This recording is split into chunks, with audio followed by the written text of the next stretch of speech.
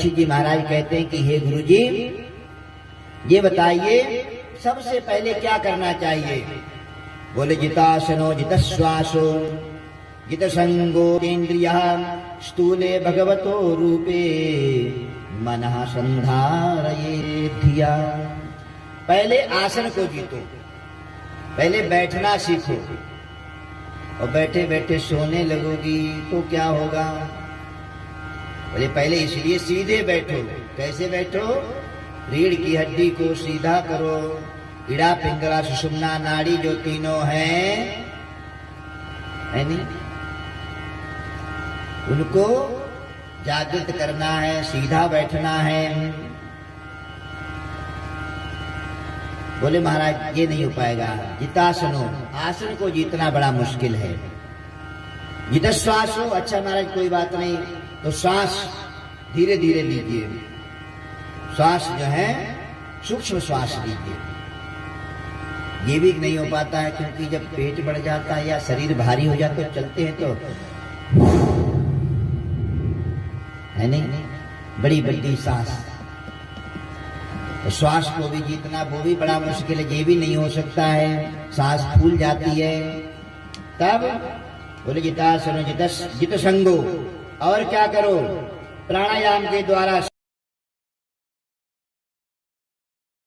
इंद्रियों पर विजय प्राप्त करें। अपने मन को भगवान के विराट रूप में लगाएं। इस रूप में, विराट रूप में भगवान के, भगवान का विराट रूप क्या है? विराट पुरुष के तलवा ही महर लोक है और मस्तक ही भगवान का ब्रह्म लोक है। भगवान का जो मुख है वो ब्राह्मण है, भुजाएं जो है वो क्षत्रिय है, और जंघाएं जो है वो वैश्य, और पैर जो है वो शूद्र जान।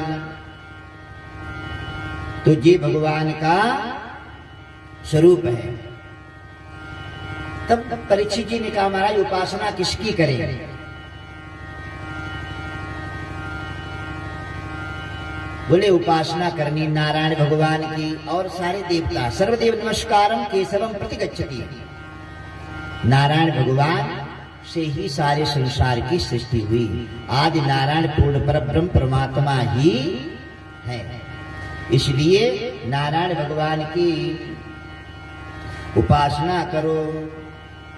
किंतु जो निष्काम हो अथवा एक साथ सभी कामनाएं जिनके साथ में हो,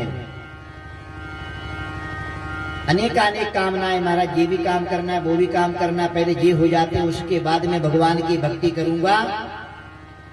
तो अकामा सर्व कामो वा मोक्ष कामा उदारधि तीव्रेण भक्ति योगेन जयत पुरुषम परम। केवल आसक्तियां सारी समाप्त हो जाएं। जब भगवान की भक्ति करना शुरू कर दोगे तो धीरे धीरे आसक्तियां समाप्त हो जाएंगी। जो व्यक्ति मानव शरीर पा करके भी भगवान की भक्ति नहीं करते हैं तो वह सुअर, कुत्ता, बिल्ला, ऊंट, गधे बनते हैं। मैं नहीं कहता हूं भैया, भागवत कहती है। क्या लिखा है? सविट बराहोष्ट खरहि संस्तुता पुरुषः पशु। वो पशु बनते हैं। इसलिए भगवान की कथा जरूर सुननी चाहिए। भगवान श्री कृष्ण की कथाओं को कभी भी मन नहीं मोड़ना चाहिए। और ऐसी भगवान की कथा है कि कान कभी तृप्त ही नहीं होते हैं। जिन्होंने भगवान कथा नहीं श्रवण की उनकी कान केवल बिल के समान है। और जीवा जो भगवान की कथाओं का गुणानुवाद नहीं करती है वो जीवा केवल मेढक के समान टर टर करने वाली है। इसलिए व्यर्थ ही है, उसका कोई लाभ नहीं है। लाभ तो उसका है जो भगवान की भक्ति करते हैं। तब उन्होंने कहा महाराज ये बताओ ये सृष्टि कैसे हुई? परीक्षित जी पूछते सुखदेव से कि महाराज सृष्टि कैसे हुई? तब सुखदेव जी महाराज गुरु जी के चरणों में प्रणाम करके सृष्टि का क्रम बताते हैं। सृष्टि का क्रम बनाया भगवान ने। जब भगवान एक हैं, एको हम भगवान एक होकर अनेकानेक होना चाहते हैं, तो भगवान सृष्टि करते हैं। सृष्टि सात्विक, राजस और तामस।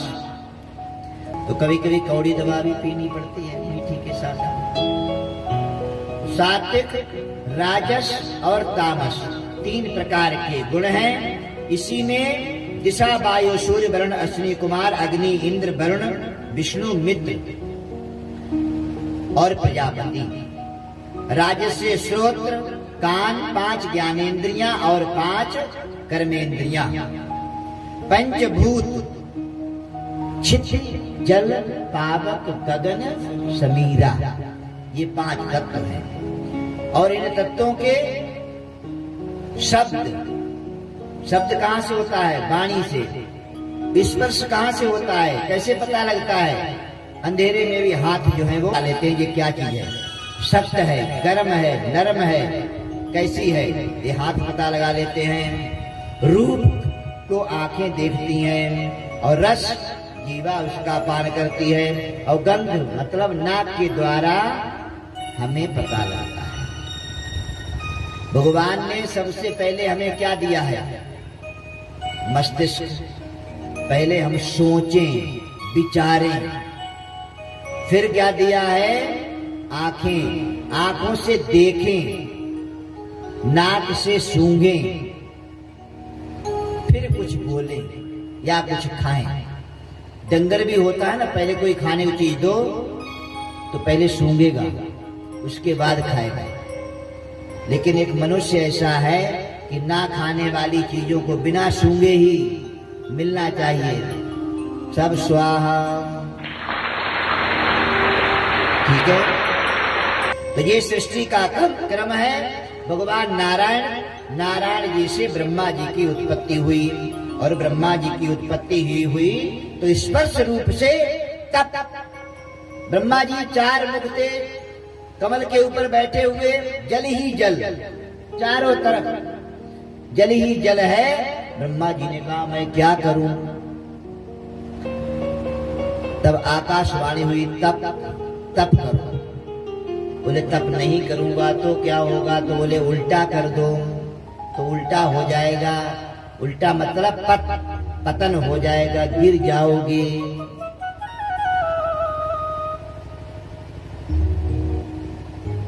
तब उन्होंने तपस्या की। भगवान नारायण ने प्रकट होकर के और उनको चतुश्लोकी भागवत का उपदेश दिया। 4 श्लोक भागवत के हैं, वो उन्होंने उपदेश दिया उनके लिए। अहमेवा समेवाग्रे नान्यद् यद् सदसत्परम् पश्चादहं विदेतच्च यो वशिष्येत सौम्यहम्। बोले महाराज, जिस प्रकार से सूर्य एक है और घड़े चाहे 1000 रख दो, सभी में सूर्य का प्रकाश दिखाई देगा। वही सूर्य, एक ही सूर्य हजारों घड़ों में दिखाई देगा। लाख घड़े रख दो, लाखों में दिखाई देगा। और जब घड़ा फोड़ दो तो वो सूर्य दिखाई। ऐसे ही हम सब घड़े हैं, जितने भी घड़े हैं उनमें वही आत्मा, वही सूर्य रूपी प्रकाश हमारे अंतःकरण में भरा है। अब जब घड़ा फूट जाता है, फूटना मतलब सांस निकल जाती है, तो घड़ा फूट जाता है, वो तेज उसी में जाकर के समाहित हो जाता है।